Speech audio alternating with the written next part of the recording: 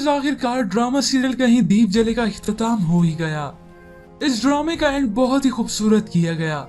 रिदा ने ज़ीशान को माफ किया अल्लाह के लिए, और उसने ज़ीशान के सामने एक आयत कोट की जिसका मफहूम है अल्लाह जिसे चाहे इज्जत दे और जिसे चाहे जिल्लत।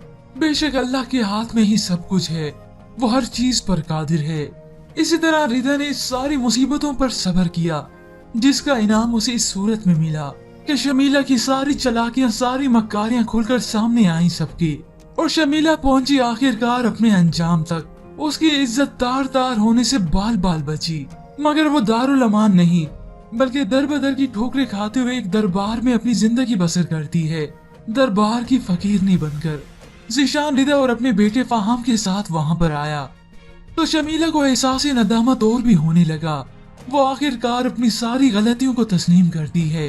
मैंने अल्लाह की दी हुई नेमतों को ठुकरा दिया, और यही शमीला की नाशुक्री थी, और हिर्स भी, और लोगों के साथ रखा हुआ बुग़्ज़ और कीना भी, जो उसे आज यहाँ पर ले आया। बेशक बुरे का अंजाम बुरा ही होता है, वक्त आने पे एहसास जरूर होता है, मगर तब तक कुछ बाकी ही नहीं रहता।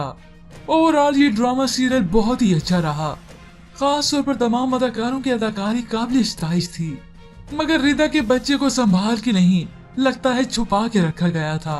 फहाम भी मर गया, शमीला की हातिम से शादी भी हो गई, इस बीच में इतने माह बीत गए। हैरत है फिर रिदा के बच्चे का कोई इल्म ही नहीं हुआ।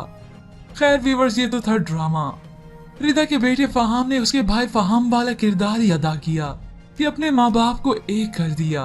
पर व्यूअर्स, आपको इस ड्रामा सीरियल कहीं दीप जले का दी एंड कैसा लगा, इसके मुतालिक हमें अपनी कीमती राय जरूर दीजिएगा। मजीद ड्रामा प्रोमो के लिए आप देखते रहिए।